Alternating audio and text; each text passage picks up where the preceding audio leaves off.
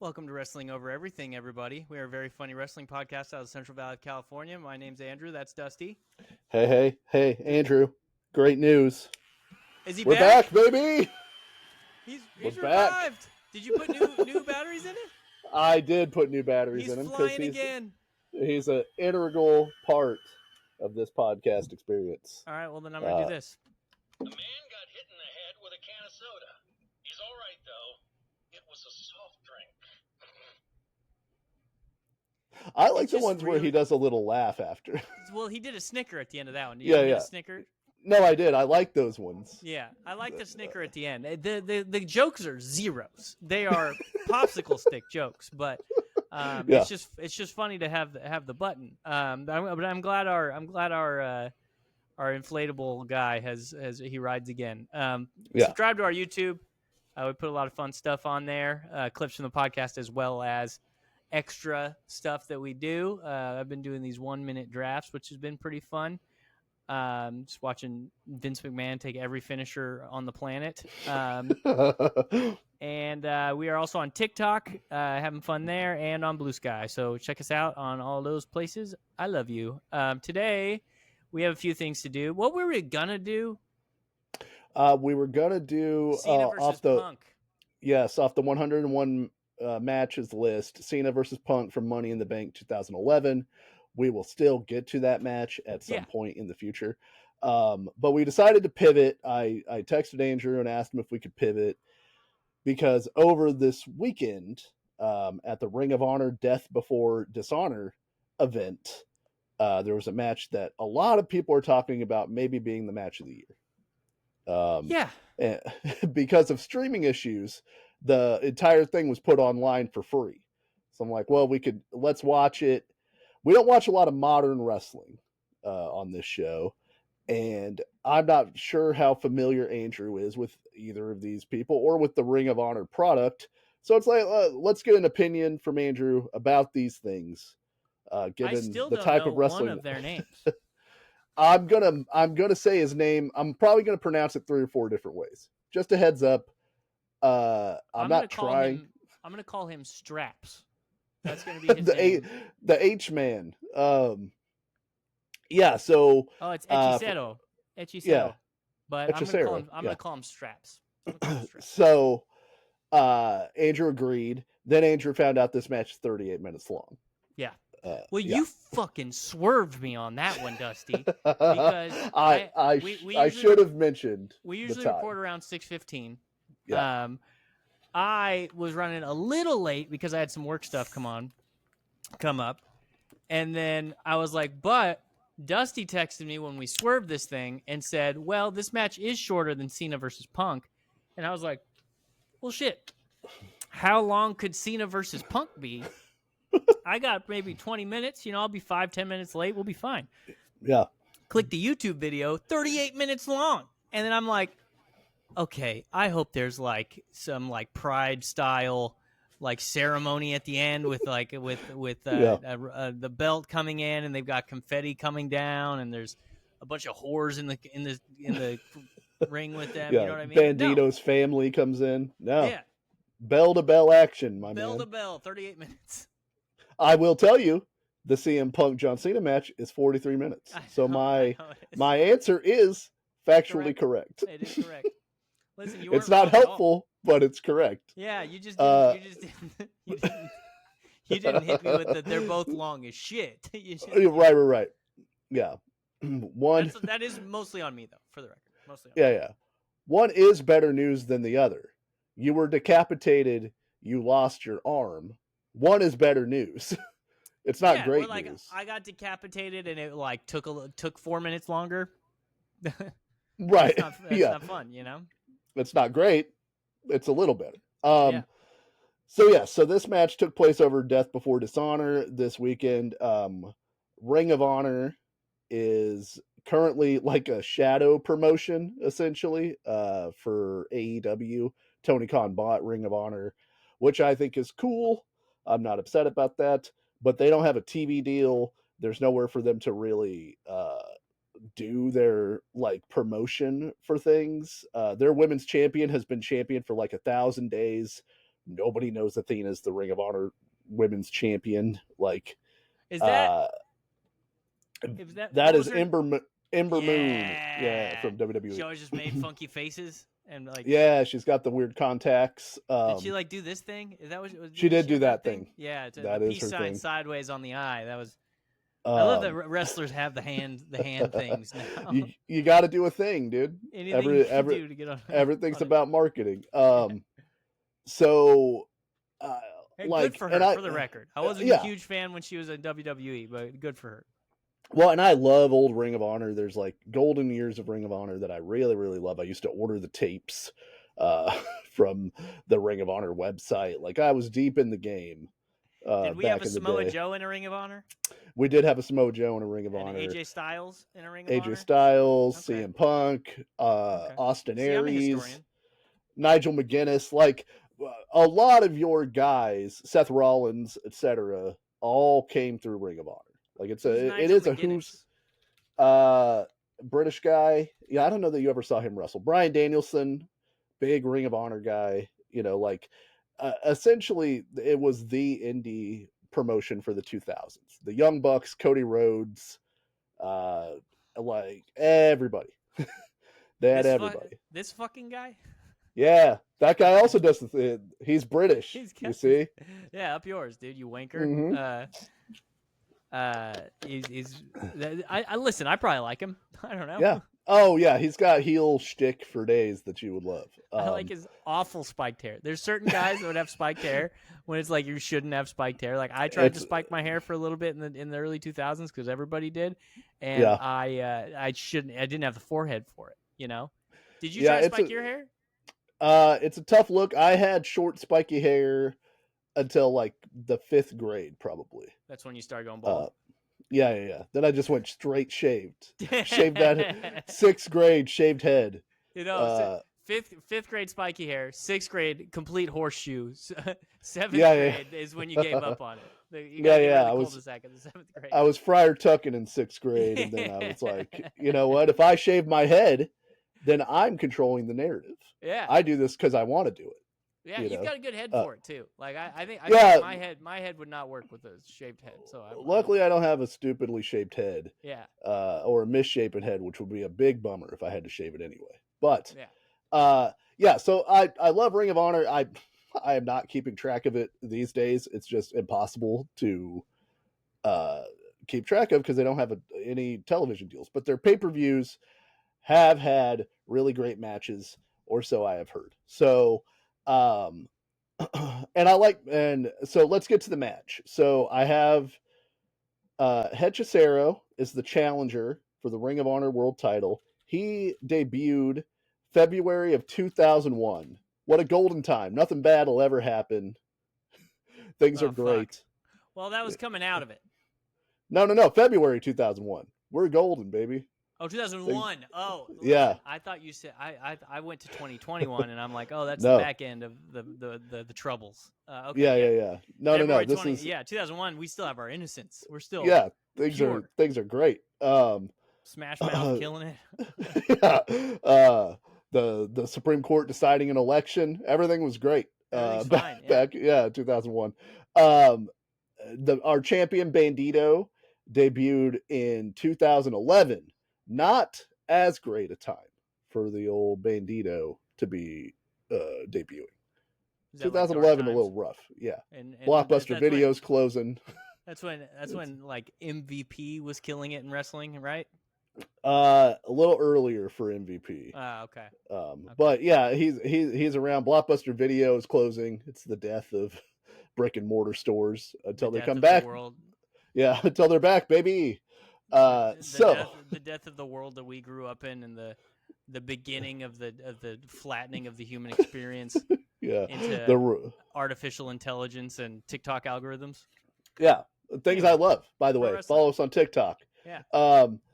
Okay, so first of all, what do you think of the presentation of Ring of Honor? They're at the 2300 Arena, which used to be the ECW Arena. The famed ECW Arena in Philadelphia. I think it looks fine. I don't know that it looks great. I think it looks fine. I like that the fans are very close to the ring. They're pretty packed in there, it looks like, and they're excited throughout this match. So what do you think of the look? Yeah, I guess they're excited. I think it looks pretty cool. I think I really like when I like small arena wrestling. Yeah. With the crowd. So this is our.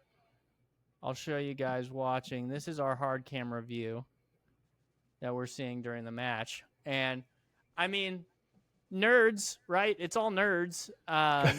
Sure. But we've got some room. The crowd's like kind of right on top of the action. It seems like the crowd stops like right at the top of the horizon of the camera. Is that how this works? Yeah, I believe that built only like 6 rows deep right there. I believe the arena in total holds like 1,200 people. Okay. So that's fine. If it's sold out, yeah. Which I mean, it looked full on all the sides. Yeah. You know, from the various angles, it didn't look empty. So that's good. And you've got a raucous crowd. Now I know you have some issues with the crowd, Andrew. Yeah, I do. But we'll get to that. What did you think of the announcers? Because we have Don Callis, who is the manager of Hechicero, who's fulfilling the heel sort of announcer role. Ian Riccaboni, who's the play-by-play guy, and then Caprice Coleman, who's the color commentator normally. Just that they're a 2-man booth. I didn't think they were overwhelming in either direction. I didn't. Okay. I mean, I am now currently learning that Callis is the manager of Strash. Okay. Yeah. But that makes sense because he was like very overtly. Because one of my annoyances was like this guy's like trying really hard to be the heel announcer. Like, but it makes sense that he's like directly connected with that wrestler. And there's a couple of moments where I suspected something like, oh, he's somehow like friends with this guy or something. But I didn't love him on the mic, to be honest. But overall, like I didn't find the announcing offensive. What did you think? Yeah, I think Ian Riccaboni is really good. He's a very good play-by-play announcer, but he's a very neutral sort of like presence. Like he's not Just big. Action. Yeah, he's not big like Mauro Ranallo. He doesn't have like a personality type.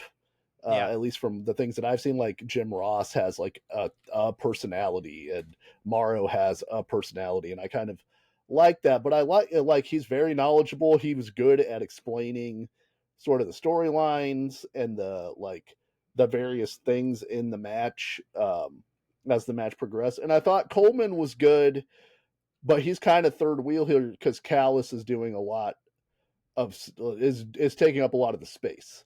And so I don't know if Caprice Coleman otherwise has a lot more to do, but in this particular match, he's kind of just there for flavor, like every once in a while, like pickle juice on your sandwich. Like like pickle juice on. If Don Callis interrupts me one more time, I'm gonna have to hurt one of his lizards. Yeah. Okay. So this stuff in the corner I'm seeing right here. Because I know Bandido comes out in some like elaborate stuff. Did I miss him coming out in like something crazy elaborate? Do you know? I don't know. I assume he had like a jacket or something because he normally has like an old timey gunfighter kind of vibe. He's the last outlaw, that kind of, He's a bandit. Yeah, he's a gentleman bandit. Okay. I assume this is your first look at either of these guys. I don't think I've ever shown you a Hechicero or Bandido match. I also assume that it is the first time I'm seeing both of them. I do not know. What do you think, just aesthetics wise, of both of these guys? Bandido's mask is dope. I think the idea of wrestling in a bandit mask is cool. I like having it the full head. You kind of gotta, or you're gonna lose the bandit mask. So like, right. I think it's awesome. It's probably I bet if he wrestled without that mask on, he would feel so free, like he could breathe for the first time. Yeah, it would be. It's so hot, I bet, under that. Yeah, and like all the people when we did masks for COVID were like, "Oh, you can't breathe." And it's like, yeah, you can breathe. It just doesn't feel free to breathe. Like You know, it feels restrictive because your breath isn't going past you. It's getting stuck right here in front of your face. So it feels like you have to work harder to breathe. And you might have to work harder a little bit. But anyway, it's like... And you remember that you had chicken wings, whereas previously you Yeah. might not remember the chicken wings. 100%. You got to, and if you sneeze, it's a problem. There's a lot going on. But his is open from the bottom, so that's a little bit less restrictive or whatever. But overall, yeah, I think he looks dope. I think I like his aesthetic. Straps is cool. He's just like, he's got a lucha thing going on. He's got some pants, some nice pants. His lucha mask is pretty cool. I got a good shot of it right here. I'll get that up. My mouse is not working. There we go. There he is. Mask looks cool. And the straps, I mean, kind of BDSM-y. Just a little bit. Yeah. It's a vibe. You've at least got something interesting, totally. To look at too. Yeah, I feel positively about both these guys. I do like that his name in Spanish translates to the Wizard King. That's pretty dope. That is pretty sick. Yeah, that gives him more juice for me. I can tell you that. Yeah, and like Bandido's like jacked. He's in like good shape, and he's like looks like an athletic guy. And Hechicero, like he has a different body type, but I was in this match. He holds up his end of it, like in my estimation. Yeah, I'm not seeing the king part of this. I think Hechicero means sorcerer or wizard. Ah, okay. Then Wikipedia might be wrong. So well, then maybe Google. Or he's either way. Yeah. So, but he's also nicknamed the Alchemist, which is also dope. Also sick. Turns things to gold. All right. So let's see. I'm trying to go through the match. Like, what impressed you? Let's go with that. Was there impressive stuff in this match to you? Yes. I mean, there was totally impressive stuff to me. They did some very risky things. They did some. Their Bandido is just like super good. You can tell in terms of like he does a lot of the high fly stuff, or the like things that modern wrestling is known for and sometimes gets criticized for, but he seems to try to make it look good, which is cool. Yeah. Like there was a spot where, both the times that he flew over the top rope to do some sort of like dive, those looked good, and it wasn't just the other guy caught him and they both fell, and for some reason the guy on bottom was hurt more. The dive off the top rope to the floor, in my opinion, even when Bandido did it, never really looks believable.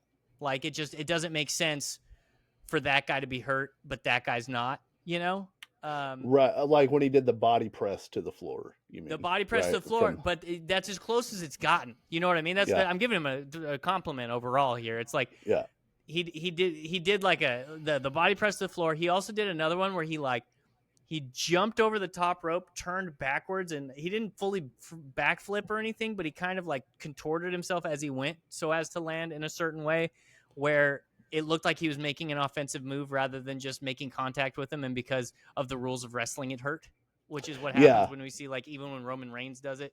Like a lot of times it's like, oh man, his hand touched me as he fell to the ground, which therefore means I'm now very hard. You know what I mean? Like, I think that's one of Newton's laws. The fourth lost Newton law is the guy doing the suicide dive does more damage than the guy taking the suicide dive. As long as any contact is made. And sometimes when no contact is made. Sometimes. So that was cool. The spots, like there were a lot of really cool reversals. These guys really they did a lot of modern wrestling stuff, but they also did a lot of like old school, make shit look good, reversals that make sense. And they seem to have some pretty good chemistry together. The suplex on the wall was pretty cool. There was another spot where Bandido, I don't even know what this shit's called. Bandido run. They did a couple things. I'm like, I've never seen that before. Bandido runs and Straps catches him and spins him. But Bandido hits the ground and arm drags him over the top. Not over the top like rope, but over the top of him. It was a pretty good match. A tilt-a-whirl wrist lock was the thing that was what they called it on the match. Perfect explanation of it. It Yeah. is that is exactly what that is. It's a tilt-a-whirl wrist block. Yeah, and then right after that, Bandido does a somersault over the top rope into a Hurricane Rana on the floor, which he didn't 100% nail. It still looked really good, and it was cool. I thought I really enjoyed like the early part of this where they were doing a lot of chain wrestling and like going for submissions and like you said, like they were doing a lot of cool reversals, and a lot of the stuff in this match was like to show how strong Bandido was. Like he would like squat out of these submissions that Hechicero caught him in, and then like squat up and then have Hechicero to do another move. A lot of that stuff looked really fluid and good, which is like the test for how well that stuff is, because if it looks like shit, then it just is bad. But like I thought they mostly nailed a high difficulty / cool looking stuff. And it didn't look overly choreographed. There was like one like 4-spot run, maybe 80% into the match that and I can't remember, like I can't describe it, but you probably know which one I'm talking about, where it's like bang bang bang bang and then they end up both fucked up on the ground. It ended with a Hurricane Rana. And that was, it seemed like they had that 4 things planned or whatever, but it wasn't overly done. It didn't stick out like a sore thumb. I think a lot of the reason that some of these things don't work perfectly is because they're just working with each other and they're not like practicing all this shit together, and like they're obeying the laws of physics, and they're considering the laws of logic, and like so. I like a wrestling match where things aren't crisp all the time, I liked there's a spot where they were doing the surfboard, which is a move I always love anyway, where Hechicero gets Bandido into the surfboard, where he puts his legs, like Bandido's down on his stomach, and he stands on the back of his legs and then grabs his arms and pulls him up. And like that's what they called it. I thought they called that a Mexican switchboard. No, it's a Mexican surfboard. Okay. Which but then he does the rolling version of it, where he like rolls Bandido, and then that's one of the spots where Bandido like squats out of it and like balances just on Hechicero's legs, and then he reversed the surfboard into his own, and then Hechicero's in the surfboard, and I like a heel that does some talking in the ring. And whenever Bandido's trying to get him in the surfboard, Hechicero's going, no, which I really enjoy. I think that's him. I hope it was. Because I don't know, because I think there's a guy in the crowd that's sticking out like a sore thumb, because I heard the same guy, and he was screaming when Bandido was, the spot where Hechicero, I think right after, well, a little bit after that, Hechicero put Bandido's leg over the second rope and then stepped on it. Yeah. The guy was yelling no during that too. Oh. Okay. Well, that bums me out, because that made me laugh quite a bit. Yeah, but and I could be wrong, but I think that's what was happening. It makes me laugh, but only if the wrestler's doing it. Yeah. I don't want the crowd to be doing it. There's at least to be front and center. Like you should be yelling if you're in the wrestling crowd, There is really cool, like Andrew said, there's a really cool sequence where they're hitting big moves back and forth and then into a reversal, and Bandido hits a poison Rana, which is a reverse Frankensteiner, where he gets the guy by the shoulders and flips him backwards onto his head. They like nailed that into a double down spot where both guys were hurt.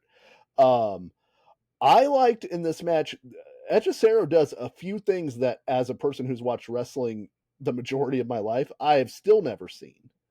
There's like a couple of submissions he was doing where I was like, I don't know that I've ever seen anybody do that. And then he does this thing where he'll roll a guy through and then he'll pop him up with his legs into like a arm bar or a sleeper hold. That always looks cool to me. Yeah, and he even did one right towards the end of the match where that the announcers didn't know was a submission. Like they were like expecting him to slam Bandido, and he had like Bandido on his back. And it's actually, I think, a good thing that Bandido got out of it pretty quickly because it confused me too. I don't know if it's one that he does all the time, but like it looked like it was supposed to be a submission hold, and then it just didn't like have the reaction or the effect that they intended. You know, the juice he was hoping for. yeah. Okay, there were 3 spots in this match that I wrote Jesus Christ in exclamation points next to. Yeah. Do you want to guess? We already named one. So the suplex on the guardrail, I was like, Jesus, that looks rough. Yeah, suplex on the guardrail. Him landing on the apron. Was that monkey another one? flip on the apron. Monkey flip on the apron. Double Jesus. Yeah, that one was sick, and that even like you have to think about like that one to really understand like how much that sucks and like how hardest part of the ring. Well, I don't know if you've heard. Yeah, the apron, hardest part of the ring. So, and that was right after the suplex too. It was like back to back spots on Hechicero where I was like, Jesus Christ, dude. When he hit the apron, he was like, God damn it! Like he's just walking away, like holding his back. Oh, I'm the Wizard King. I shouldn't have to put up with this shit. And then the third one, suicide dive, crossbody. No, that was really cool. Bandido got so much height. That might be the highest I've ever seen anybody do that crossbody. And it wasn't a suicide dive. He was off the corner, huh? Yeah, onto the floor. He was off the corner on that one. Yeah. Okay, so Bandido goes for code red while Hechicero's on the apron, which is where he goes to do the sunset flip on him, and it gets blocked. And Hechicero and him are on the apron, and I was like, thank God he didn't just basically powerbomb this dude to the floor. And Hechicero powers him up onto his shoulder, and I was like, what's he gonna do? And he just helicopter spins him on the floor, and Bandido lands on top of him. Yeah. Like lands on him. And I was like, what's the best version? Like, what was the ideal version of what that was? I guess it's kind of like an F5, maybe. He lands on the floor, like. Yeah, but you're not controlling the other guy's body. Like when you just spin him. Yeah. Right, no, which you should. You're right, dog. But it was. I think that might have been what he was going for. Far be it for me to tell Bandido and Hechicero what to do, but I watched that and I was just like, even the best version of this is going to suck for somebody, and this is the worst version of this, where a guy, all of his weight just landed on top of you, and the announcers are like, yeah, Bandido landed on his shoulder, and I was like, yeah, that sucks. That can't have been the planned end of that spot. And and I think that might be not why I didn't list it, because I wasn't thinking about it, just because it was like, it was more of a like it looked cool, but it was like, what's, like you said, what's the end game here? What are we going for? I know it's carnage and chaos, which I appreciate, but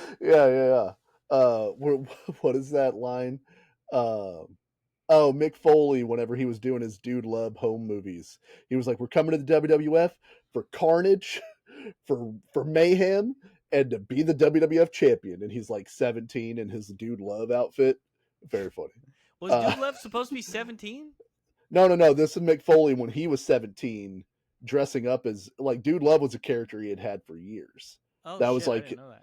That was his, like, going out in college to talk to chicks. He'd like channel the dude.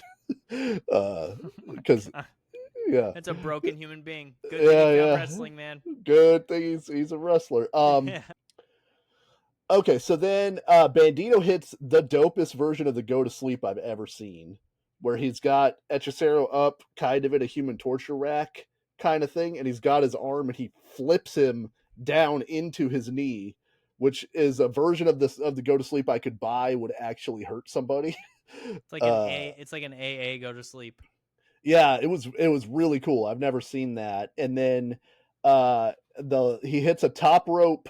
Bandido hits a top rope moonsault slam, basically, which is a move that always freaks me out a little bit, because Hechicero's on the top rope, Bandido's on the top rope. Bandido picks him up like what would that be, horizontal, and he's holding him, and then he backflips with the other guy holding him into a slam. That looked cool as hell. Yeah, it was good. To me, that should have been the finish, because then Bandido goes for his finish, which is he runs at the dude and scales his back, bounces his feet off the ropes into a suplex. That's his finisher.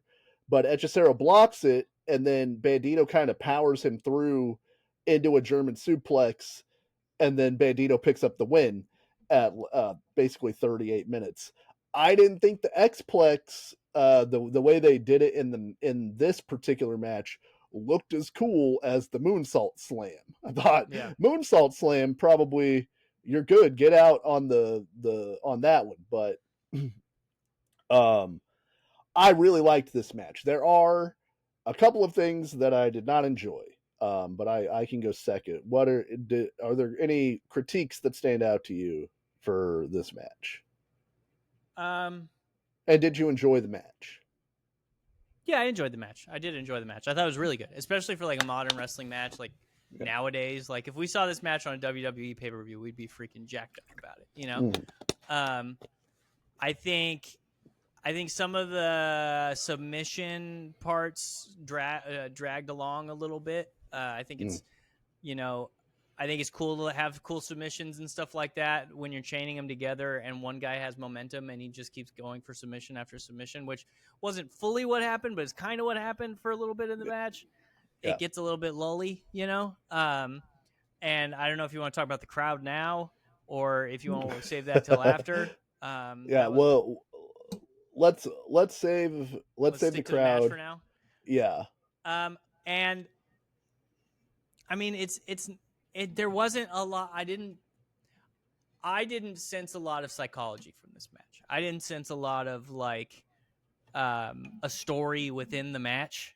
Like it was a good match, but it wasn't like there were times when one guy was up, there were times when another guy was up, but it just felt it didn't feel like a spot fest at all. It wasn't like cheap in that way. I just didn't feel, and maybe that's because I don't know the guys. Like full disclosure, like that totally could be it. But I feel like there wasn't that like big struggle where you're really like biting your nails at all at any point during the match. Yeah. I did not love the unprotected headbutts near the end of the match. I didn't either. I agree. That's just a stupid spot. You should stop doing that. And it didn't add anything. Right. Like it doesn't add anything other than people being like, "Oh fuck, that's like a real headbutt," and like that's bad. You shouldn't be doing that. And it's not worth it. Like I understand blading. And blading doesn't hurt your brain, but it still leaves permanent scars. And it's like I understand that because it adds to the match. But those two guys knocking their heads together 3 times while they're trying to get up, like it doesn't really add anything to me. Well, and I thought the slaps while they were down and they started doing the back and forth slaps, like that's just as good to me. And nobody's getting CTE from that. Like I mean, you still, because they're really slapping each other. Yeah, still banging that brain against the inside of the skull. You know what I mean? Yeah, but it's not. I guess on the level, it seems less offensive or less bad than the headbutts. I'm sure the moonsault slam isn't great for the old coconut, but sure. But yeah. So I didn't love that. I thought it was unnecessary. I sort of am piggybacking your idea. I couldn't put it together the same way that you were talking about, but there was a lot of the early match where they would do some cool stuff that would kind of suck me in, and they're doing the different submission trade-offs and the chain wrestling, and I'm like, okay, here we go. And then they would kind of stop, and then they'd stalemate, and then they'd start again. And it was like they were kind of giving the crowd the chance to appreciate the thing that they had just done, but then it feels like a sequence to me instead of like a real fight or a struggle between these two guys. And they stopped doing that later on in the match, but I thought that kind of halted some of the momentum. And like you said, there's not a lot. Like I kept waiting for the big Hechicero heat segment where he's got Yeah. like Bandido's leg and he's doing work on him, or he's hurt his body and he's working that. Because there wasn't a ton of selling as far as like long-term selling of the damage throughout the match. Well, well, that's actually a great point. There's a part where even on Bandido's end, like they get really fucked up and hurt for a second, and then they're back wrestling again. Like because Bandido had a hurt leg at the very beginning of the match for like 3 minutes, and then he's completely fine. And then there's a part where Bandido's in the corner later on in the match, pretty late in the match, and Straps hits him with a knee. He runs up to him and hits him with a knee. Yeah. And then Bandido chases him to the corner and hits him with what I would call a Helova kick, because that's what. But it basically hits him with that, and it's basically as if he completely no-sold the knee that he took. Like and that. So 100%. I agree with that. Well, and that's a modern wrestling thing, and that's like a kind of a fighting spirit kind of thing where you get hit with something and you get like one last gasp of energy, but it wasn't one last gasp of energy. It was now he's no selling the thing that Hechicero did to him to hit his own move. And so there are small critiques. I still thought the match was great. I don't think it's not the best match I've seen this year. There's a lot of people that think the Bandido versus Konosuke Takeshita match from the last Ring of Honor pay-per-view is the match of the year to beat right now. That's what Meltzer said after this match, by the way. Yeah, maybe I'm just a WWF homer. I don't think that I am. I think the women's triple threat from WrestleMania was better than this match. And so, and I still thought this was good. I'm going 4.5 on this match. There's just some small things that kept me from fully getting invested in it as like a 5-star classic. I agree. I would, and I'm obviously by no means an expert, but my instinct was higher than 4, lower than 5. But it's there wasn't. I've seen better, and this isn't saying much because obviously he's had a lot of really good matches for a lot of people's ideas, but I've seen better Kenny Omega matches than that. I've seen better matches from a lot of guys because I rarely hear about a non-AEW, non-WWE match, but I heard about this one on Twitter. When it happened, and it's really good. It is a very good match, and I don't want to take away from either of those guys, but it's not. It didn't reach the height, and maybe it's a problem of like I was going in expecting 5 stars, and knowing the winner, maybe I just never fully felt engrossed in the match, and I never really bought that Hechicero was going to win the match, even based on the way the match was laid out, and that kind of hurts it. He never got that one big, like, oh, Bandido's really in trouble spot, So, and then the last thing we can talk about. Andrew texted me while he was watching this match and just put, "This crowd is annoying." All caps on annoying. So, which I do agree with. So go ahead, and then we could kind of talk about it. Well, we can start off with kind of one of the things you said that kind of leads into this, because I think one feeds the other. Okay. The Straps, Hechicero did not wrestle like a heel in this match. He wrestled like a wrestler. Yeah. The crowd knew he was the heel. Therefore, you're the one we boo. You know what I mean? Right, that type of thing. And his announcer was doing heel stuff, but Hechicero himself did not wrestle like a heel at all. He didn't do one. Like, I'll take it back. I'll give him. He tried to take the mask off. That's the only thing he did, though. Yes, but then Bandido tried to take his mask off, and they booed Bandido. So because they know they're supposed to boo that. Wrestling crowds now check boxes. This is not. They are not screaming. I want a crowd that is just screaming "fuck you," Like actually, like not. I don't want a crowd to be stupid to the point where they believe wrestling's real, but at least Right. pretend it's real, you assholes. Like there Yeah. is no cheering, there is just chants.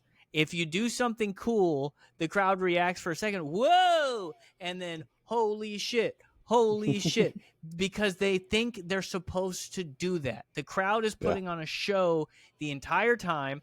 At the first fucking 10 minutes of this match was chant after chant after chant. Listen, I understand you don't like the heel announcer manager guy.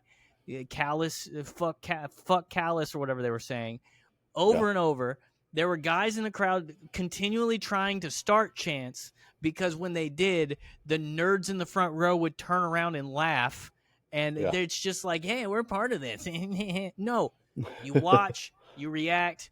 If something happens, and there's also like there's no like I said before, there's no good guy, no bad guy anymore.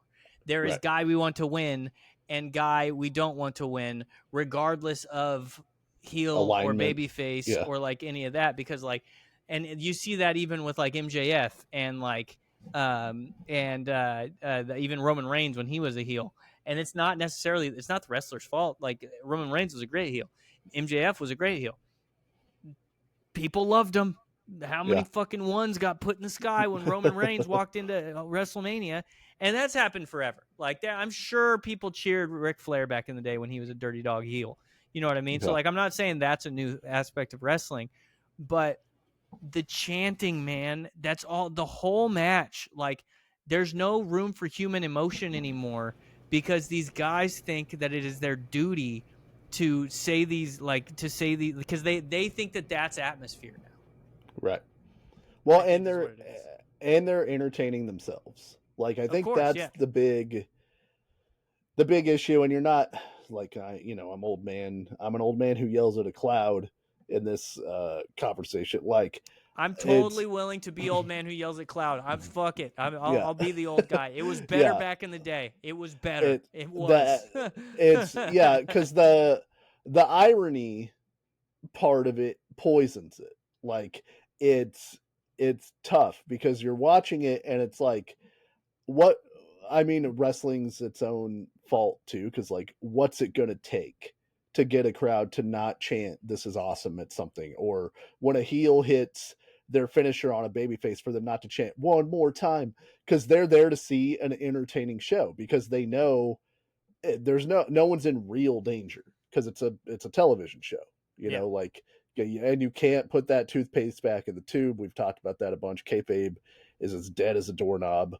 Like they let you in the writer's room now to figure out who's going to win the Royal Rumble. Like it's over on that aspect of it. So you have to deal with this crowd is here to a certain extent to entertain themselves, to be entertained.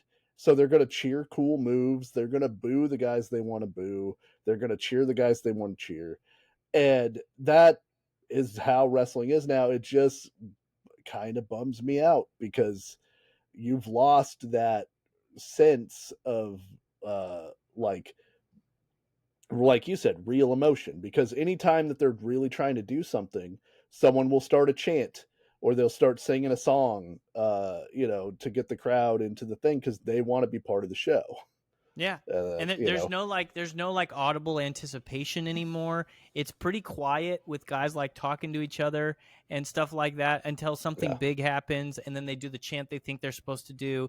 And then if there's a long lull in the thing, they start saying F John Callis again. And even though if they've met him in the parking lot, they probably ask for his autograph and tell him how great of a character he is. And it sucks because I can't it doesn't suck that I can't blame the wrestlers, but I can't blame the wrestlers, and I can't even really blame the crowd. Like the wrestling world has been changed completely, and nobody knows how to navigate it. Which this whole thing has made me change my opinion on this wrestling writers room show on Netflix. Yeah, I thought it was the worst idea in the world. I thought it was like exposing the business to the max, just completely giving up on any modicum of even a semblance of the man behind the curtain type shit, you know? Yeah. But I think the new way to get actual heat is to kayfabe what they think is real. So they do this writer's room show. Through this writer's room show, they then, because people think that they're getting a real look behind the scenes of this fake show, right. You give them something. You have to create a new thing that they think is real, and then you work that. So, like, if they have that, they work that. They make Triple H out. I don't know what they're doing on this show because I haven't watched a literal second of it. But it's hypothetically, they make Triple H look like some big dickhead tyrant that, like, comes in and pees on the boardroom table and stuff. Like, then you're getting some heat, dog. Then he can come out in the show and people hate him because they think he's a real scumbag again, Yeah. So, like, but other than that, it's like, man, it's just wrestling crowds, especially indie ones, are just a bunch of nerds who just want to chant. They want to go out and they don't, because there's no human emotional reaction or attachment to these guys anymore. Well, even like the Money in the Bank cash in they just did with Seth Rollins, like that's a great angle. That's a top shelf angle, and they kayfabed a bunch of people. But that Rollins was hurt. I think I told you, I posted on Blue Sky, oh shit, Rollins pretending to be hurt and he's going to cash in, and somebody responded to me and was like, no, he's really injured, and I was like, I don't think so. They wouldn't have let him keep doing that match if he was really hurt. But so that worked. That was beautifully done. He's selling it. He's in the brace. He's on crutches. He goes to the office of the doctor who does the knee reconstructions for WWE. And then when it's revealed that it's fake and he cashes in on Punk, what happens? As soon as he drops those crutches, people start cheering because they're seeing something cool. They're seeing a cash in. They're seeing a swerve. They're at SummerSlam. They paid their money. They're getting their money's worth. If that had happened before the internet, when kayfabe was still going on, the heel fakes his injury to beat the beloved babyface out of his title. You're talking insane heat for that, but that's just not going to happen. He's going to need security to get into his car, Right. An old lady's going to try to stab him, Jim Cornette style. Like, and I with good comes bad. But I just miss that. And I don't think there's any angle they can do that is going to generate that kind of legitimate reaction from people because they know it's a show. And anything that could elicit legitimate reaction, I don't want to happen to one of the wrestlers. Somebody really breaks their leg, that's a legitimate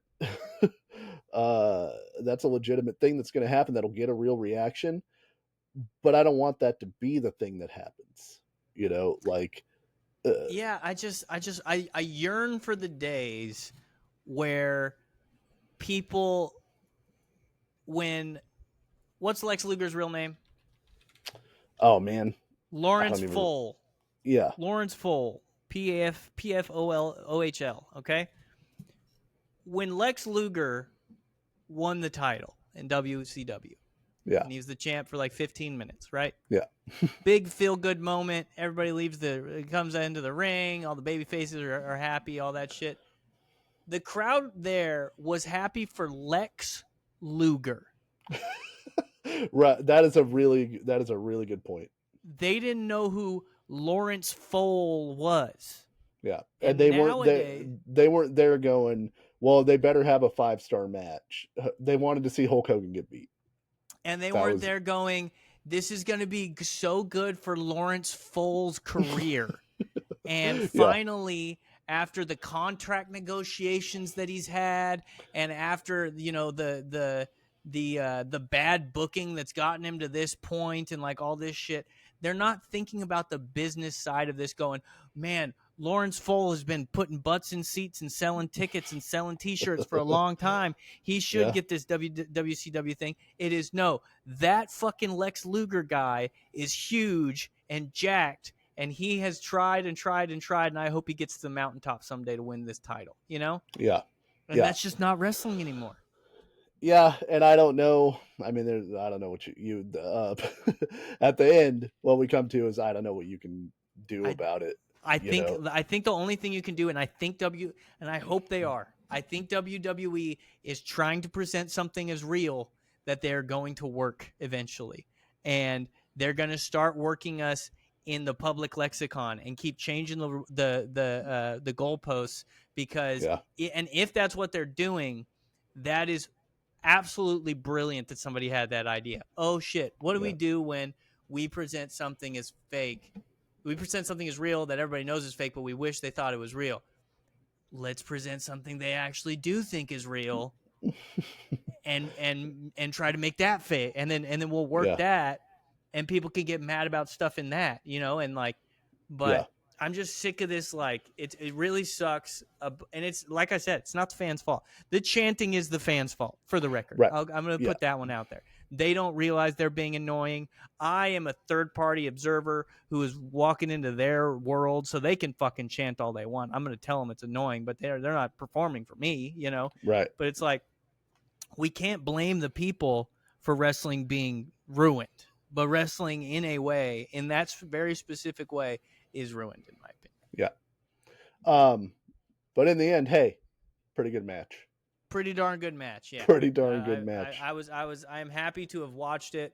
Bandido, both these guys are real, like, talents. I fear that if Bandido came to like a WWE or some shit, he would just kind of fall on the wayside. Like, I don't know. Yeah, if he would be.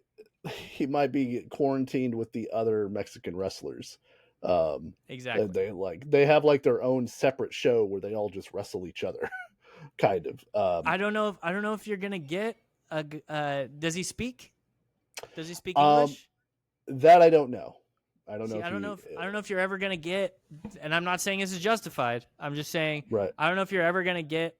You're not like Ray. Ray only happened once, man, in the United States. Yeah. Like, in terms of a masked wrestler, and Ray talked. Eventually. I don't know if did he always talk. Yeah, but he, the promo is the least interesting part about Rey Mysterio. Of course, but we got to hear something from you. Yeah. Like Jose Aldo would have been like the biggest star in the world if he spoke good English. Yeah. Like. Well, and like Penta probably has a ceiling. Upper mid card's pretty good for Penta. And he's dope. And he's dope. And Ray Phoenix is better than Penta, and he's got nothing going on right now. And so I hope Bandido keeps doing well. I'd like to see him on AEW more, just because that's a bigger platform, at least, because he's very, very good. Like, and then maybe it would be super cool if WWE, because they bought AAA, right? It'd be cool if WWE turns AAA into something huge and then brings Bandido over. And I want him in the biggest spot he can be, being a star, because I think he deserves to be a star. I just don't know if they'd be able to make him too big of a star in the WWE. Yeah. Speaking of WWE, I wanted to go over this real quick with you. I don't know if you saw, a guy on Twitter posted what you get if you had bought the Elite Plus package for front row floor seats for SummerSlam at MetLife Stadium this last SummerSlam. Did you see this? No, I did not see this. I'm very interested in seeing this. Do you want to guess how much a single ticket is for the Elite Plus package for front row floor seats? Can I guess? Let me guess after I hear what you get. The perks? Is that okay? Okay. Oh yeah, of course. So you get premium front row seating. You're my green shirt guy. I assume so. I assume your camera, maybe even hard camera side, but you're by your ring side. An in-ring photo op at SummerSlam, so you get to go in the ring. That's pretty dope. Mm-hmm. Private transportation to events.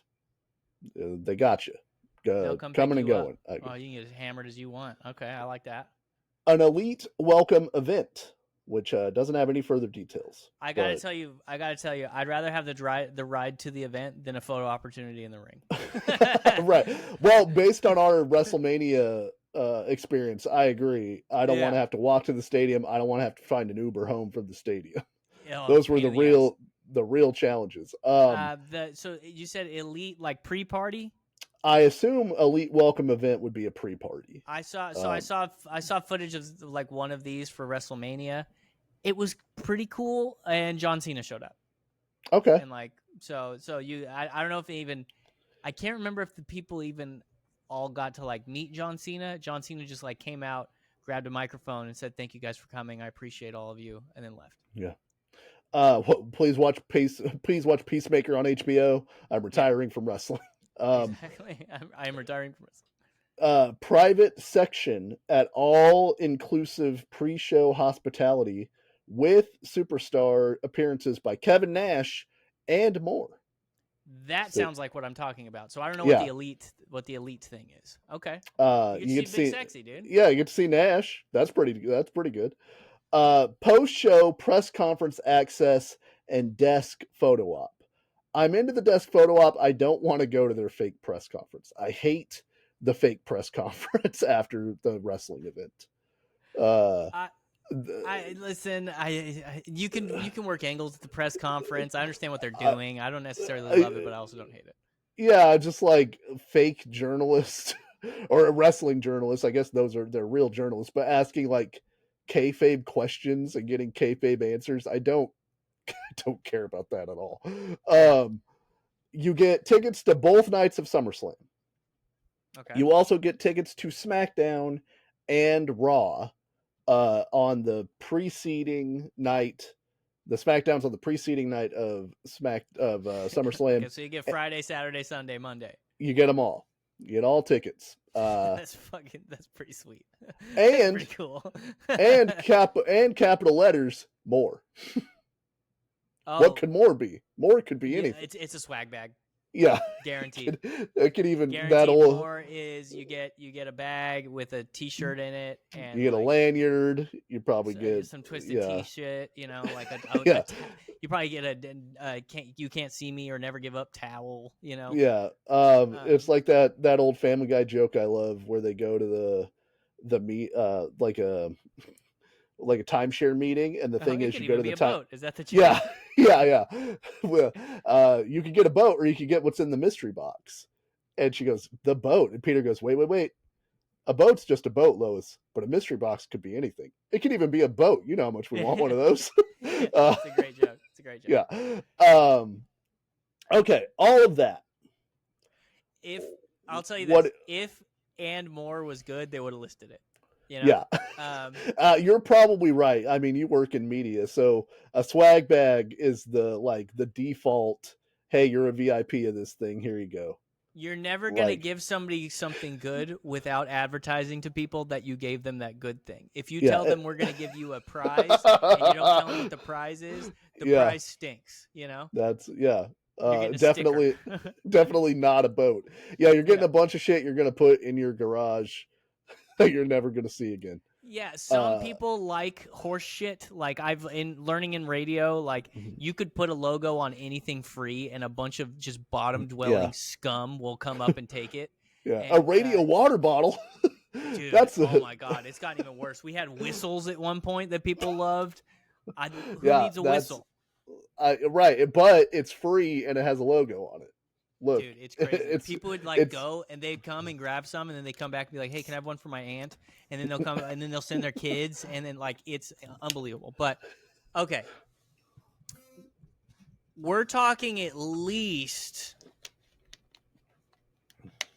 I'm thinking, okay, let's do this. Yes or no? Okay.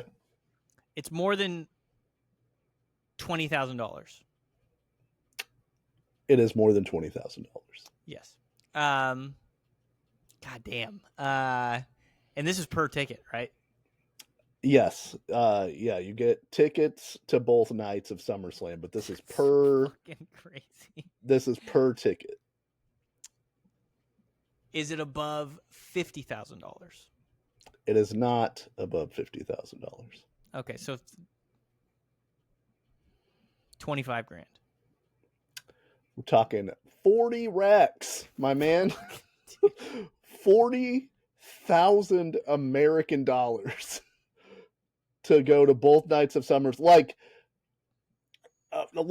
all of that stuff sounds very cool.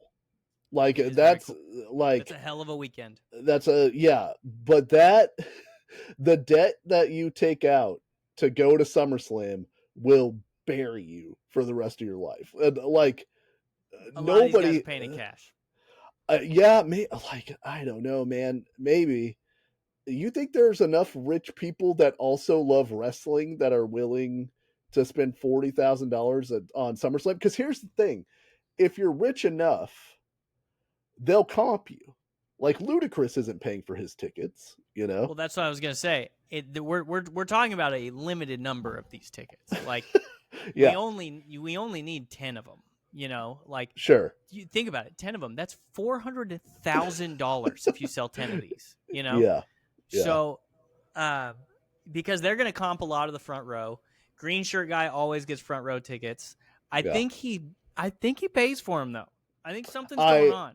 I think he pays for them too. He must be independently wealthy somehow. He must be unbelievably rich because he goes to every single show. Well, and I think they have tickets on hold for him. I think that's kind of the thing is he's done enough of them. Because there used to be Vlad the super fan. You're familiar. Apparently, the way Vlad got into all those shows and got the same seats was him and his friend went to so many shows that the people at Will Call were just kind of like, "Hey, do you want us to hold your tickets, and you can call us or whatever and pay for them, but we'll just hold those seats that you like because you come to every one of these and you're like nice about it and you're cool." Like it has to be something like that. Where he could have just worked something out with whoever handles their like big, because the WWE definitely will have like a guy who handles their like big dick relationships, you know. Yeah. And The VIPs, there's an account manager. I'm sure for those things. Yeah, because if there's a guy who's willing to pay for front center every show, like he's worked something out where it's like it's basically either he knows somebody like actually does, or he's worked out a season ticket situation where he's like, listen, I want all these. You can even automatically withdraw from my account or whatever. Like he works something out every time. It's like a casino. Like if you put in enough time, the casino's going to comp you a bunch of shit because you're coming to the casino to spend money. And like green shirt guy has his own following. Like, he's an ancillary character in WWE now. I can't remember how much the WrestleMania was. It was up there. It might have been. It was probably a little bit more expensive, but they also got a ring entrance on the ramp. Like it's probably filmed, and you got to take it home, or like a digital version of it. They would, you got to pick between like 3 of the guys' entrance. You could do Roman Reigns' entrance. You could do Cody Rhodes' song.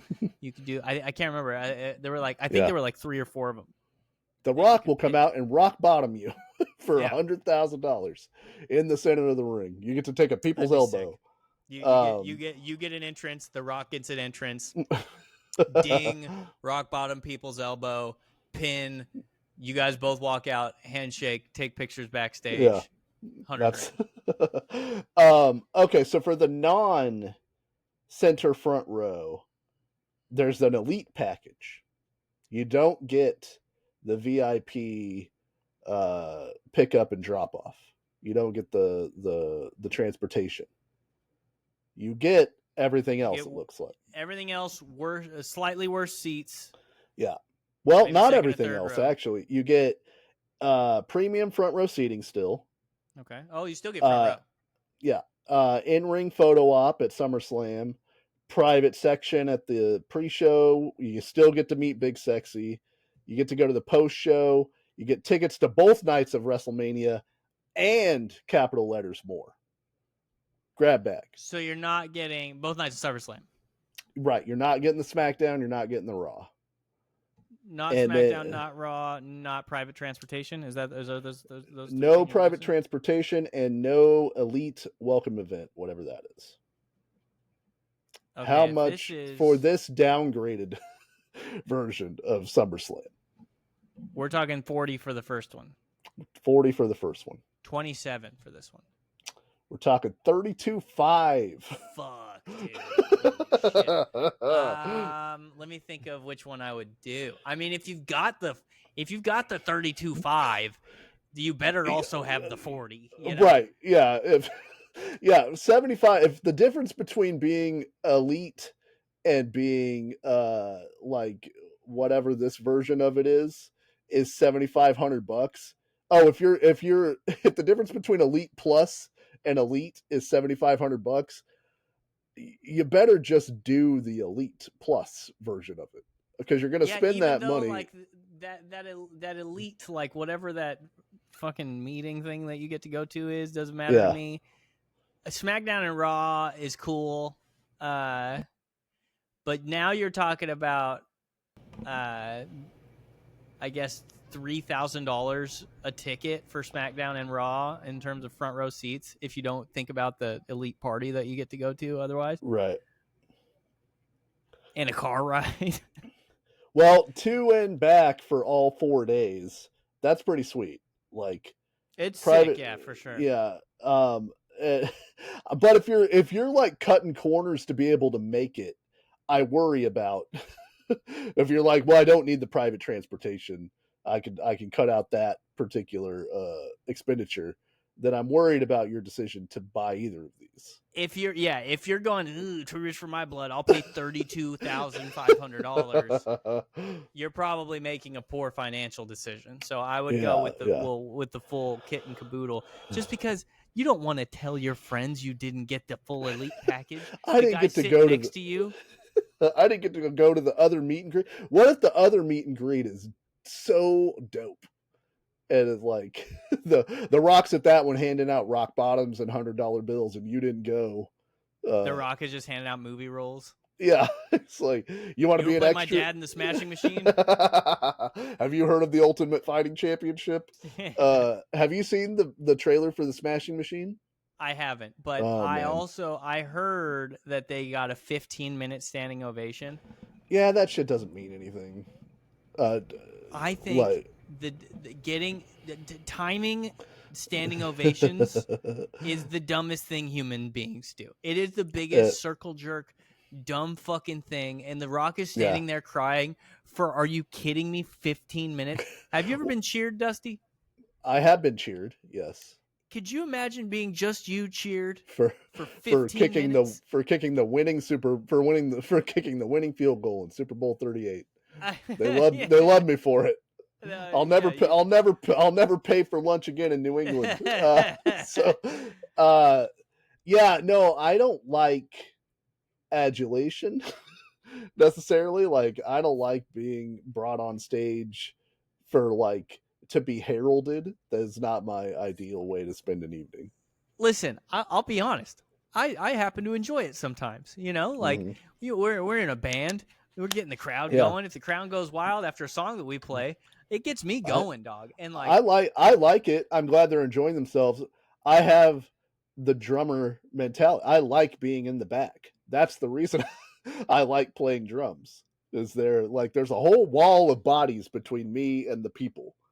And so I could hear them cheering, but I'm not out front where I'm getting all the attention. Like and those things don't mean anything. Like the at the Cannes Film Festival, they've done standing ovations for dog shit movies. It's just a thing to do, you know. Yeah. I'm hearing so good dumb. I'm hearing good things about the Smashing Machine. We'll see. I hope it's good, man. As more reviews come out. But The Rock's batting average is tough right now. He needs a hit. Yeah. He needs a dying quail. He needs a ground ball with eyes. He needs something.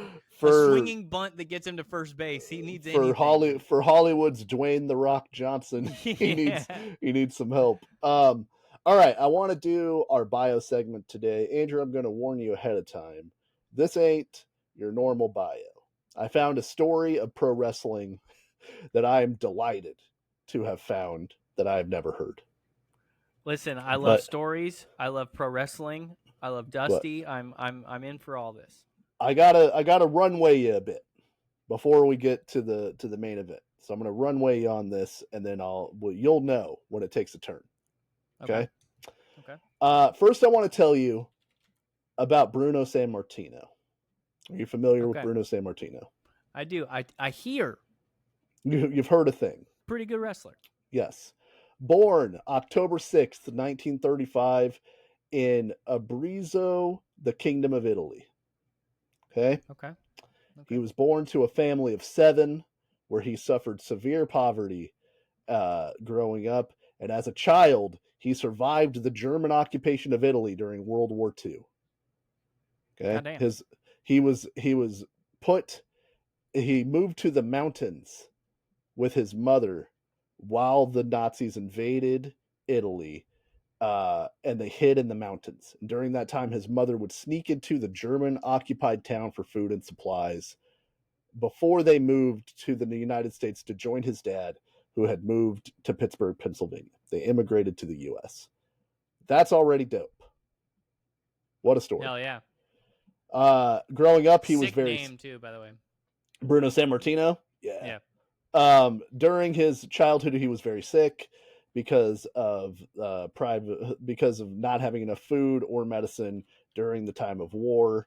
That made him an easy target for bullies until he started weightlifting and wrestling to build himself up in high school. He became such a good weightlifter that he nearly joined the 1956 U.S. Olympic team, but he was ousted by Paul Anderson, who eventually won the gold medal for the U.S. in 1956.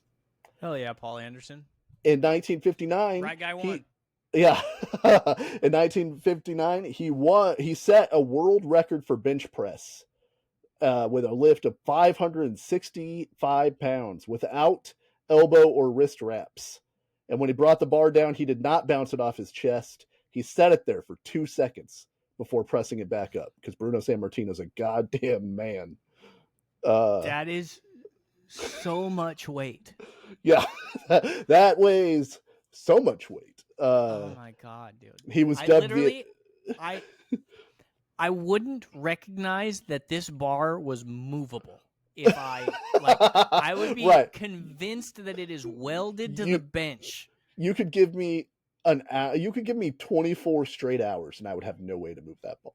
Yeah, like using any sort of pulley or lever system that I might be able to concoct, I would still not be able to move it. Yeah.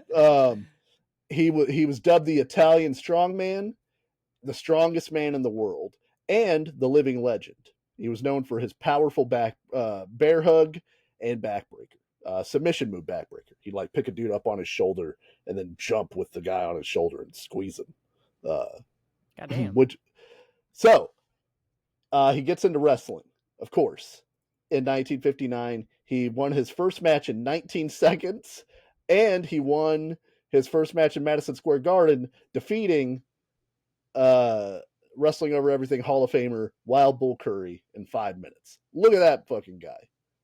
Yeah, he beat Wild Bull, huh? He beat the Wild Bull. How long? 5 minutes. God damn, you don't got to do Wild Bull like that, dog. Yeah, I've got Sammartino on the screen right now. Big boy. Yeah, I believe we could stamp him a certified big fucker. He is a certified big fucker, and this is interesting because he doesn't reach the height of certified big fucker. Normally, right. He's a certified big fucker, big tall guy. Bruno was billed at 5'10", but the width. Talk about the width, Andrew. He was also billed at 265 goddamn. Yeah. So yeah, and could lift 565 goddams. Yeah, that's fucking crazy, dude. He held the WWF title for 7 years, 8 months, and 1 day after he defeated Nature Boy Buddy Rogers in 45 seconds to win that title. It's so funny that like Nature Boy is just a thing people say in wrestling. It doesn't even really make sense. Well, he's a fancy guy. He's the Nature Boy, you know. I wonder How does what that mean, fancy guy? I wonder what the etymology of it is. I guess I just know colloquially, I'm like, oh, this man is fancy. He's a Nature Boy. Because he's a Nature Boy. Yeah, yeah. I don't understand like the concept of a Nature Boy. You might think the opposite. He might be wild, given that he's a Nature Boy. That's what I thought. Like Wild Bull Curry's a Nature Boy, right? You know? He's a nature man, actually. Yeah, yeah. Grizzly Smith, may he burn in hell. Yeah, was a Nature Boy. Was a nature man. Yeah. So and then this is dope, and this ties into our conversation from earlier. After being the champion for over 7 years, He lost the title to Ivan Koloff in Madison Square Garden, and Sammartino was noted as saying he thought that he went deaf because the crowd was shocked into silence by this loss. Like he They were loses thinking about what to chant next. yeah, what rhymes with Koloff? You deserve it. Yeah, You deserve fuck you, Koloff. He suffered a legitimate broken neck in a match against Stan Hansen, where Stan Hansen performed a body slam improperly, and Sammartino landed on his head. Just straight. I imagine just straight spiked his ass. Bruno's neck, like breaking Big E's neck sucks for the business. Yeah, you break Bruno Sammartino's neck, you're probably like there's a hit out on you. You know. Yeah, well, and you gotta leave town. Stan Hansen's a big, tough motherfucker in his own right. So, yeah. But yeah, it definitely hurts. Bruno returned after 2 months to do a rematch. Oh, it kind of sucked. I hurt a guy. Oh man, that sucks. Who'd you hurt? Bruno Sammartino. What did you say? You hurt? What happened? He's just packing his shit. Stan, we just moved here. No, we gotta go. We gotta get out of here. Yeah, there's an actual mob behind me. Of angry Italians. They're all coming for me. Stan Hansen is he's a yeah. He's one of the best. Look at this picture. One of the goats, dude. Look at this picture of him. That's when he was in WCW. That's 1990s when that picture was taken. Nintendo existed when that picture of Stan Hansen was taken. Sorry, I've been trying to get a closer picture of it. That is the biggest chaw that anybody's ever had in their mouth. He put a whole can of dip in his mouth. Yeah, imagine it's on his chest, Dusty.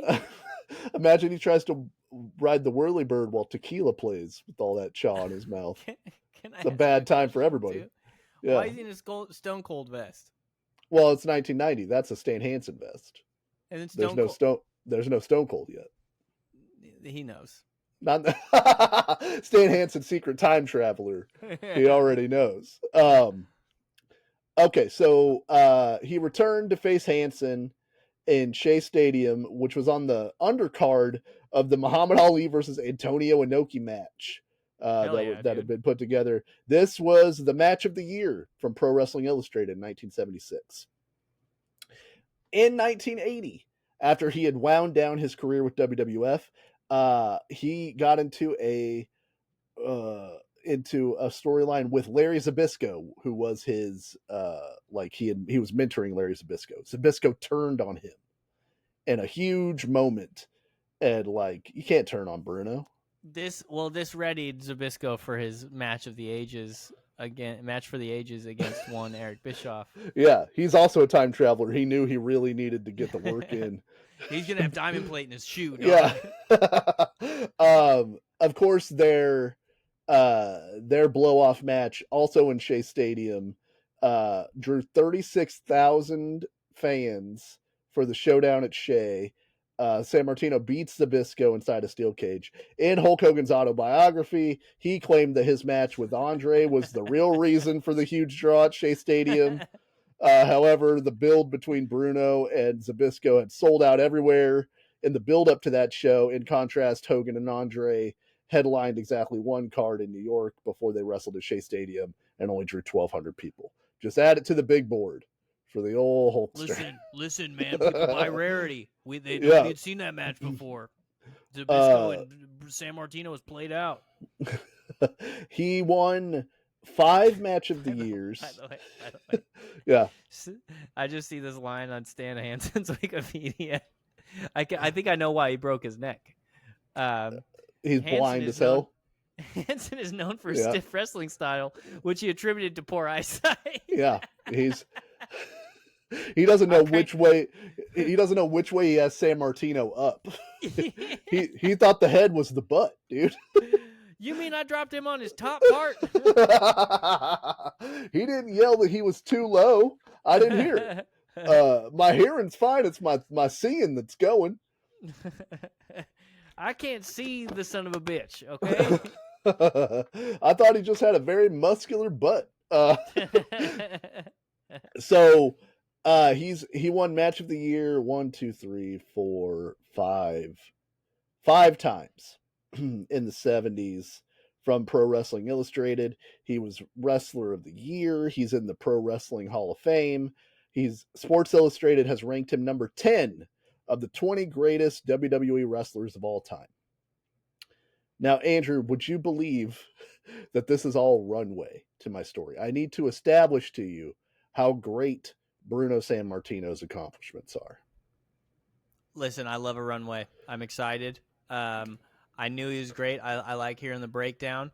I'm surprised he's at 10. I figured he'd be higher, but maybe they're not associating him as much with the WWE brand, right? Because WWF was Vince Senior, but like I felt like Bruno was like the guy forever. He's like the Babe Ruth of wrestling.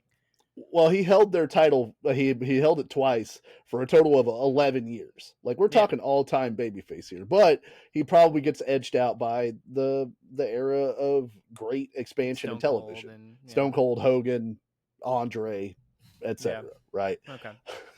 All of those accomplishments pale in comparison to the thing I learned today, which is one time Bruno Sammartino wrestled an orangutan. Hell yeah, dude. I am on board. I am on board. You got him wrestling a tan dog? He thought it was a monkey. Oh, and then he was in the ring with an orangutan. Let me take you back. He's in there with a great ape? A great ape. It's Pittsburgh. It's 1956. Bruno Sammartino is a carpenter, a craftsman, making a lowly $2 a day before he breaks into the pro wrestling industry. Look at that dude. That dude's the champ. Guy. You want to wrestle that guy? Yeah. I don't want to wrestle that guy. He's making a lowly $2 a day. And what's this? What's the siren song he hears coming over the horizon? The carnival's in town, dude. It's always the carnival. It's always the carnival. Listen, and so people out there, if you haven't heard our bios, we do bios at least once a month. It's always the carnival. We do old wrestler bios. It's like this guy lived in poverty, and he wanted to go become a carpenter. His parents did escape a very deadly war, and then one day he was just like, you know what, I'm gonna join the circus. And then he's the most famous wrestler in the world in 3 weeks. There's poverty. There's the docks. There's sometimes a war. Then there's the carnival. Pro wrestler. That's the path. All serial killers wet the bed and had head injuries. All wrestlers made their way, especially pre-1970, made their way through the circus. Yeah, and there's only 7 stories to tell. They all have there are only 7 archetypes. Sammartino expressed that he was under the impression that the ape would actually be a monkey. And he took the match because he was relatively desperate for money as a new wrestler. That's so the thing is, the monkey or the ape, the orangutan, is the attraction. Survive 5 minutes inside the cage with the champ. The champ's an orangutan. That's a bad beat. Orangutan champ. Yeah. What's the guy saying hello mutta, hello fada? Oh yeah, there's actually that's one of his songs, Orangutan champ.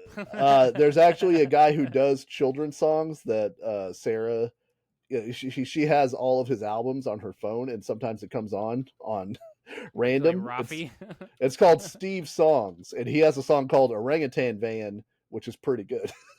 I do have to say, Van, all right. Pretty good song. I do think Alan Sherman wrote Orangutan Champ. And it's either him or who wrote the Gordon Lightfoot wrote Orangutan Champ. So he Bruno Sammartino is quoted in an interview as saying the carnival was in town and they had a wrestling monkey. And they said if you could last 5 minutes with the monkey, they would give you $25. He works all day. I gotta have sex with that monkey.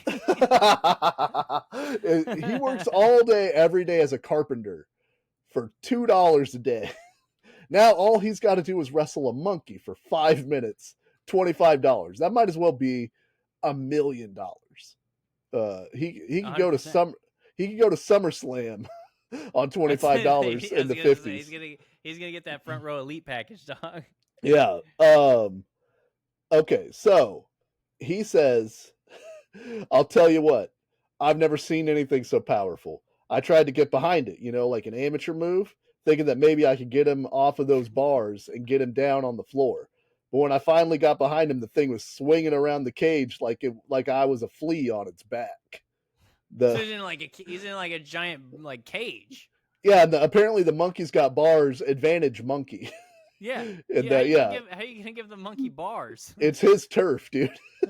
you're just dealing with it.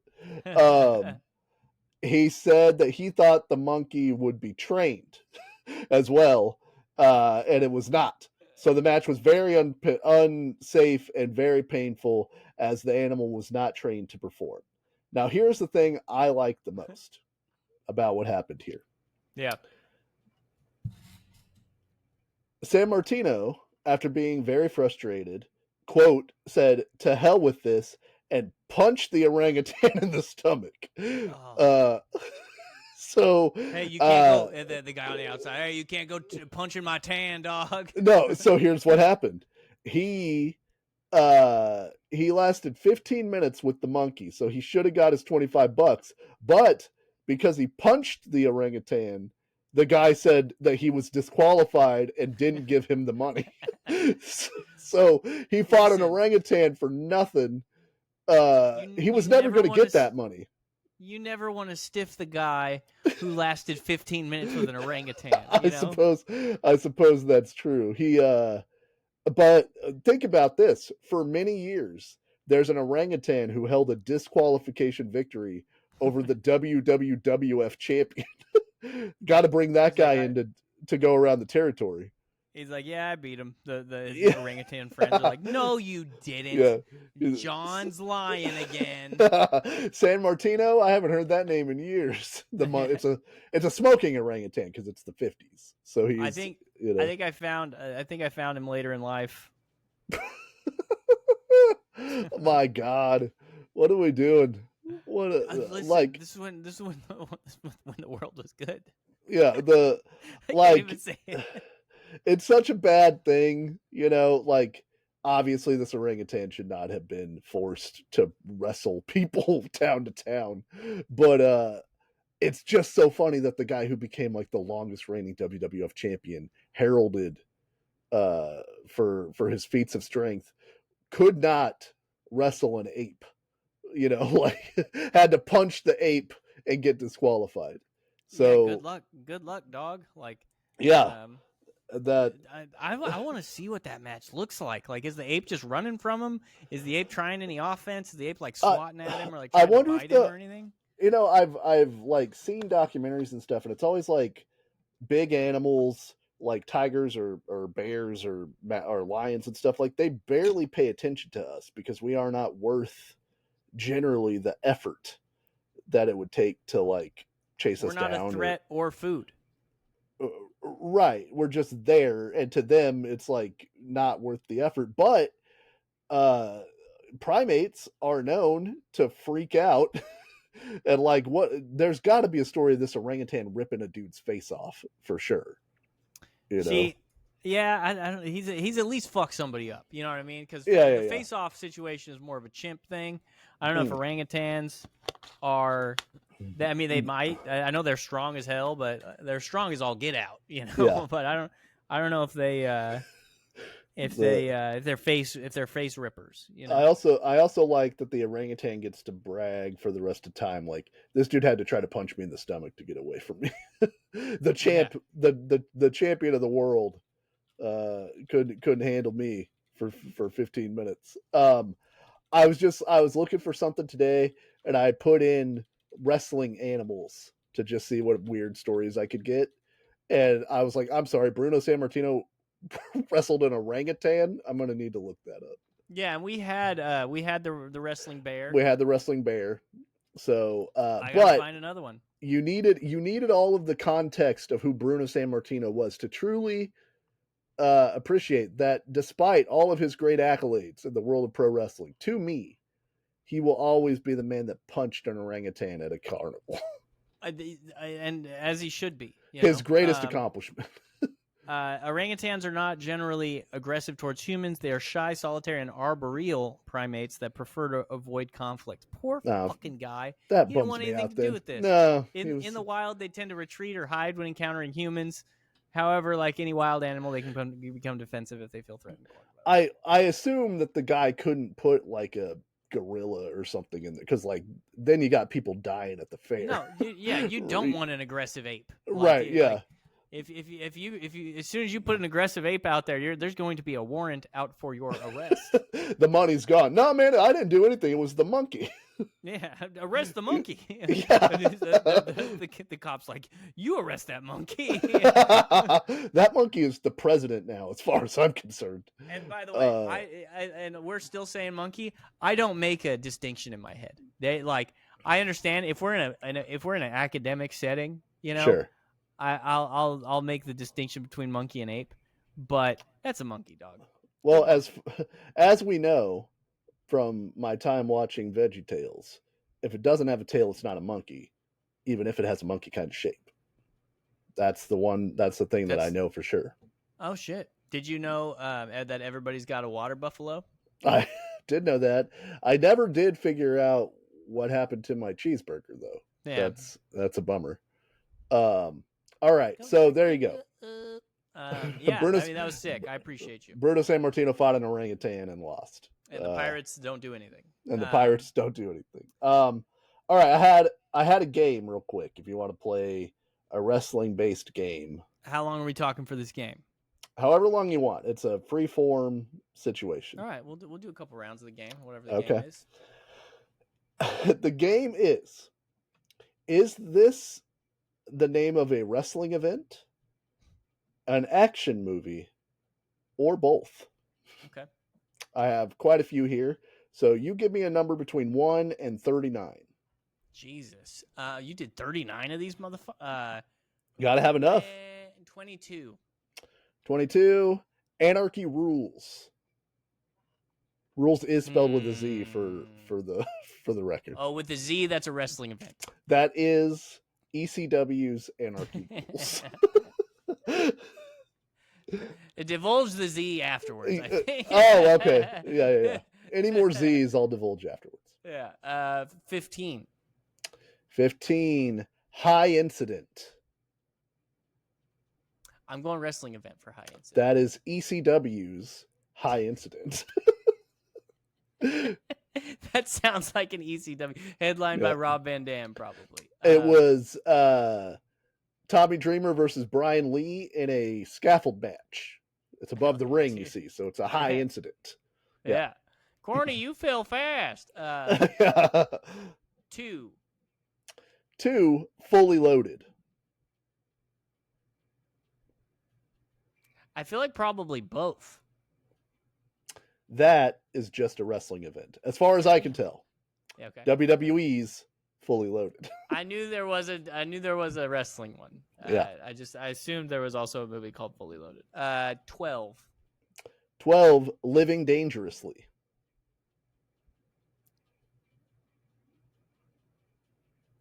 Wrestling event. That is ECW's Living Dangerously. I feel like they're going to be on this one a lot. Yeah. 17. 17, No Surrender. Fuck. I feel like action movie, but I think it's probably also a wrestling event. Both. That is TNA Wrestling's No Surrender. God damn it. 14. 14, Breaking Point. You're like WrestleMania. Slammiversary. Breaking Point.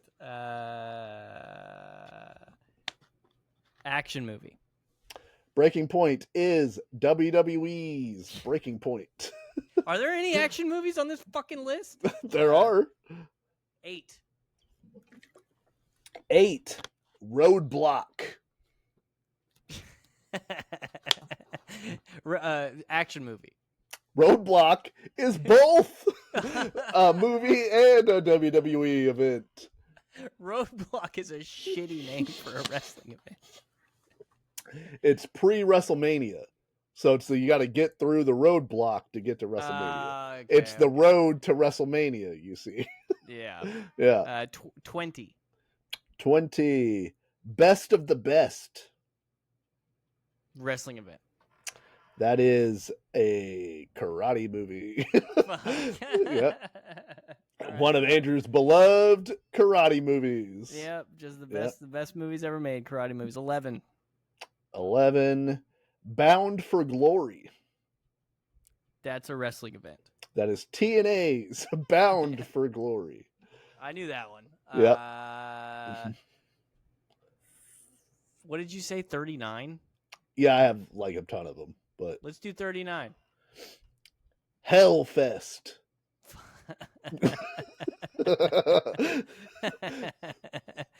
Either one, I'm watching it. Yeah. Go find it. Action movie? Hellfest is a horror movie, but it's a movie. Okay, yeah, it's a movie. Yeah. But Hellfest, pretty believable as a ECW's Hellfest. ECW's Hellfest, yeah. Yeah. You pick one. All right. Capital Carnage. Oh, that's for sure a wrestling event in DC. That is WWE's Capital Carnage. Yeah. Capital Carnage. All right, 2 more. All right. Let's go with Guilty as Charged. Both. That is ECW's Guilty as Charged and a movie from the 1980s. You got him. Yeah, dude. Uh-huh. Can't get that past me. Let's go Last with the last one. I feel like I'm gonna give it away on all of these. All right, let me pick a random one then if you want me All to. right. Yeah. Is 9 available? 9 is available. The Beast in the East. It's a wrestling event. That is WWE's The Beast in the East, where Brock Lesnar went to Japan. So, Hell yeah. Yeah. All right, that went better than I thought. I wasn't sure if that was going to tank or not, so I feel pretty good. Let me hit you with one fun. more. Extreme Measures. Both. Extreme Measures is only a cinematic vehicle.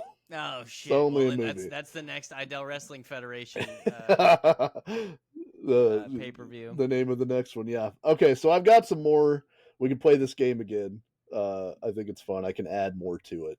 A lot of good ECW names for events that could be movies. Yeah, I mean the what was the Christmas one? Hellfest. No, not- the ECW's Christmas season's beatings. Or something December like to Dismember. that. Yeah, that's what it was. Yeah. December to Dismember. I thought that might be a little too on the nose. That seems, but there is the Toxic Avenger, and yeah, the Toxic kind of Avenger stuff. would also be a sick Yeah, wrestling event. So, anyway. All right. Thank you for listening, everybody. We appreciate all the listeners. Andrew dropped all the stuff at the top. We're on Blue Sky. We're on Twitter a little bit still. We're on YouTube. Wherever you want to find us, we're happy to have you. Let us know what you think, and give me some ideas for movies that could also be wrestling events. like Uncle Buck. Yeah, I was gonna do Executive Decision, but I thought that didn't sound enough like a wrestling thing. Yeah, that would have been tough. But I mean, it could have been during the Vince, when Vince like, when Mr. Vince was in McMahon charge. shit. Yeah. So Bye, everybody. bye.